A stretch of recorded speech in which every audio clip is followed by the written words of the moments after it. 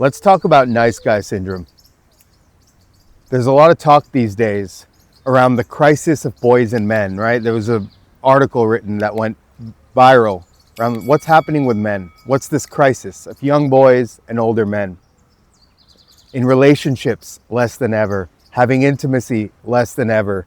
Playing video games, eating junk food, not going to college, at record low numbers, not going to college. Playing video games, watching TV series, not having that motivation, that purpose, that need and desire to build their lives, to build businesses, to build families, right? What's happened to boys and men? And I'll tell you what's happened to boys and men. It's been the rise of nice guy syndrome. I think a lot of you, if you're watching this channel, you know that the start of the decline of the success of men was when the word toxic masculinity started going viral, right? I think a lot of us would agree with that. To be a leader is toxic. To be strong is toxic. To be in your power is toxic. To be able to influence is toxic. All the traits that make us masculine as men were labeled toxic. And in addition to men having their reputations hurt, being slandered for just being masculine, there even started to become legal consequences, right? Not to say that there aren't real Me Too reasons, that there aren't real aggressions and assaults where those men need to be handled. Those men need consequences. But like everything else, there was an overkill swing in the spectrum, which started to say that all forms of masculinity is toxic. Just being strong is toxic. Just having authority is toxic. Just being a leader is toxic. These things aren't toxic. These are masculine traits. So basically what happened was a lot of masculine traits started to be labeled as toxic. Some of them having legal consequences. Most of them having social consequences and reputation consequences. So men over the last 30 years have begun to experience consequences for being men. And again, I'm not for harming women. I'm not for harming anyone with your masculinity. But there's a form of masculinity that's strong, but also in integrity. And even that has been ostracized. Just the strength itself has been ostracized by society, has had consequences by society, and it's had a social and reputational risk if you own your masculinity. We have mothers at home telling their sons to be nice, sweet, calm, docile, and harmless. We have teachers reprimanding boys for just being boys, playing with cars and trucks and being a little aggressive in school, maybe teasing the girls in school, being a little aggressive with their fellow boys. It's just boys being boys, right?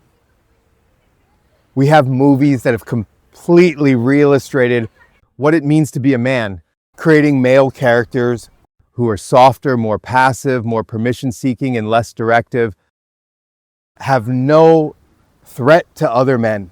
They're just weak and docile and unassured. That's what Hollywood is showing, right? In politics, we're seeing it in some mainstream cultural messaging promoting the new masculine, right?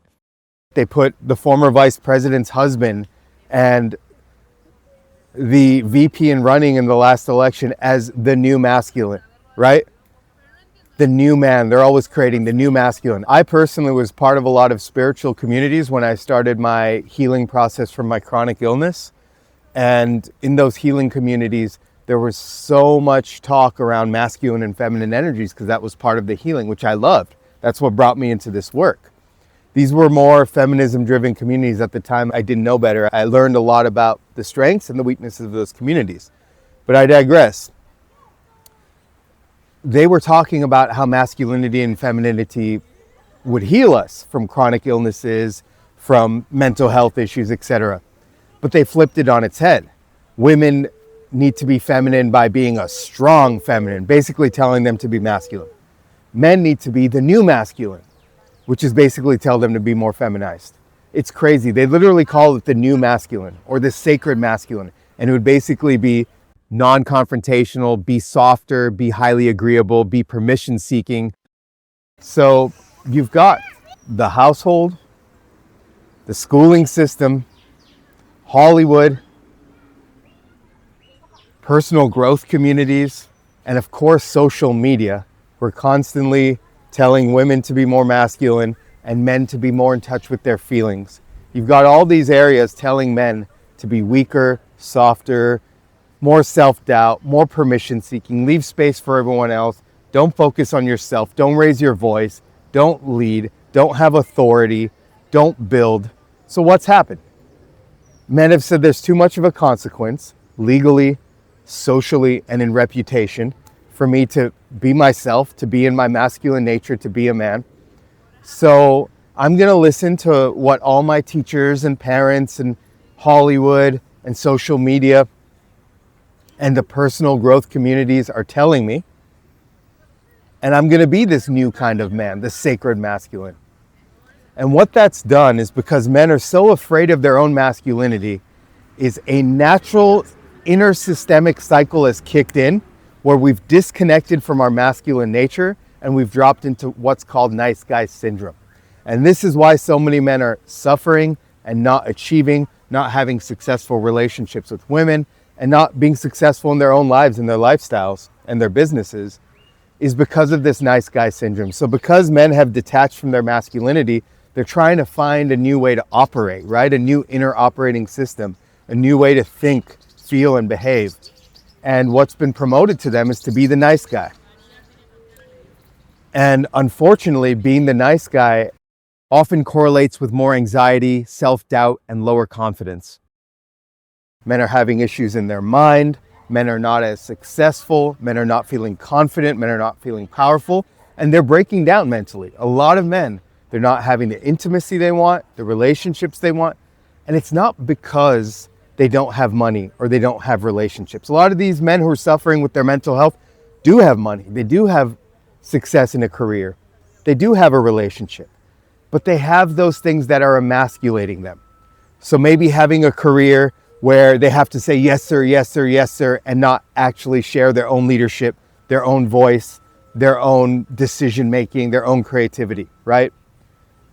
Being in a relationship where the man is in a relationship and maybe he's having some intimacy, but he can't be in that masculine frame of leadership and power and creating those dynamics that are great for both the man and the women, masculine and feminine dynamics. So because of this, men are trying to find a new way to operate the last 20 years. And what they found is being a nice guy. Asking for permission so they don't get in trouble. Trying to keep the peace so her woman doesn't get mad and maybe blame him or get mad at him or accuse him, right? Trying to be what he needs to be, a chameleon, to make his woman happy, right? Because men have been told, make your woman happy. Don't be yourself, make your woman happy. So men have been softening and weakening and becoming less of what makes them masculine and more of a chameleon of who they need to be accepted by women, to be accepted by society, to be accepted by schools and governments and in the household. And because men have now become such validation seeking and approval dependent, we've lost completely what it means to be masculine. So how are some of these nice guy traits showing up? So men have now detached from their masculinity and are operating from this new, weaker operating system that we weren't designed with, right? From a traditional lens, men function best when they're strong, decisive, and grounded. So when we detach from our biological design, from our masculinity, we end up operating out of reactivity from our lower version of ourself, from our emasculated self, as a nice guy. And it shows up in the following ways. Number one is being needy, craving constant reassurance and intimacy, needing intimacy from women, needing for someone to be with you, needing for someone to make you feel powerful. A lot of men develop needy patterns. The other is seeking validation. Men want people to say, good job, you've done well, we've been raised this way, good boy, I'm proud of you, instead of doing what we think is right, what we believe in, what our gut says, what our belief system says, right? The third is insecurity. So many men are operating with insecurity. I'm going to do this. Did I do that right? I am this. Is that okay with you? They're insecure. They're not their full masculine gifts to the world because they're afraid they'll be rejected for being masculine, because society has largely rejected men for being masculine. So they're afraid that they won't get the woman if they're too strong. They won't get the promotion if their voice is too loud, if their conviction is too strong. Friends will reject them if they have too much of an opinion. So all these things that make us masculine has turned into insecurity. Men are constantly seeking approval instead of being themselves. Other forms is men being very outcome oriented is another nice guy form. Just so focused on the outcome and forgetting what they believe to be true, forgetting their truth, forgetting their beliefs, forgetting their values, just to get an outcome, and contorting themselves, twisting themselves, being a chameleon. Another form is putting women on a pedestal, putting other men on a pedestal. Nice guy shows up when it's like, oh wow, she's so beautiful, I'm beneath her. She's so amazing, I'm beneath her. Her graceful feminine energy, I'm beneath her. Constantly putting themselves beneath women. Wearing rose-colored glasses, not judging a woman by her behavior, but just seeing her beauty and all of a sudden thinking she's amazing and incredible just because she's beautiful, even if she treats you poorly, even if she disrespects you, even if she emasculates you. And we're emasculating ourselves by putting ourselves beneath women, by wearing these rose-colored glasses. Another way the nice guy shows up is when men try to impress, constantly being who they need to be to impress women or impress other men, show the car, show the status, show they have nice clothes, show that they're a nice person, that they're harmless. I'm going to impress you. And another form of nice guy syndrome is trying to build interest, trying to prove yourself. So many men are trying to prove themselves these days. Instead of being yourself without fear of consequences, instead of being yourself without apologizing, so many men are trying to prove that they're worth it, proving their worth, proving their value. And that's such an emasculated thing. So to summarize, many men are living with this nice guy syndrome, trying to move forward in their careers, trying to be more successful in dating women or have a more successful relationship by disconnecting with their masculinity and by having this new operating system of the nice guy, which is validation seeking, neediness, putting people on a pedestal, trying to prove, trying to impress, and it's just making them emasculated. Modern men are becoming emasculated, and they're becoming weaker and softer and having more self-doubt. And now this leads to internal problems. The self-doubt leads to negative emotions, right? It leads to a disconnection. It leads to your mind saying negative things. So now that we've had this rise in mental health issues with men, right? There's a rise in ADHD, in depression, in anxiety, in all forms of mental health issues. And this is directly related to men being emasculated. The emasculation leads to the mental health issues.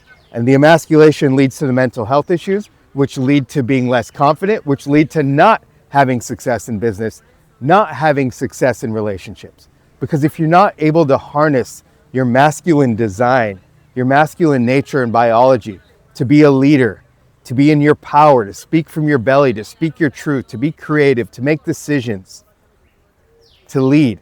If you're not able to do those things, you become softer and weaker, and it affects your mental health, and then it affects your outcomes. So we'll speak in another video around what it means to be masculine, to step into your masculinity in its raw, natural, biological form. But for now, I'd like you men to reflect on where your nice guy syndrome is showing up, where you may be having lower mental health or less business success, less career success, less success with women, or maybe a relationship with women or many relationships with women in which you're just not satisfied because you're emasculated, and where you're allowing yourself to emasculate yourself and allowing yourself to be disrespected by being a nice guy, by being an approval seeker, by being a people pleaser, by being in your states of insecurity, validation seeking, neediness, and by trying to put others on a pedestal, impress others, earn others' interest, especially with women, but even in business and with other men.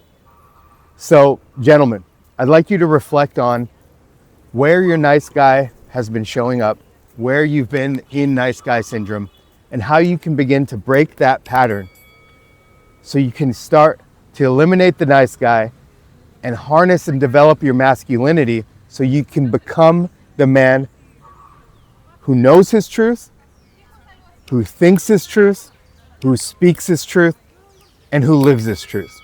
When you stop trying to be a chameleon to make others happy, to please others, and to get validation from others, you can start being yourself.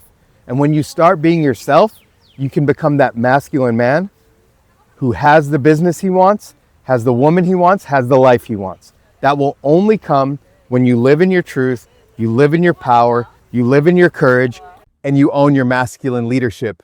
If you hear a little background noise, that's just the environment. Either way, the takeaway stands: protect your frame and your standards.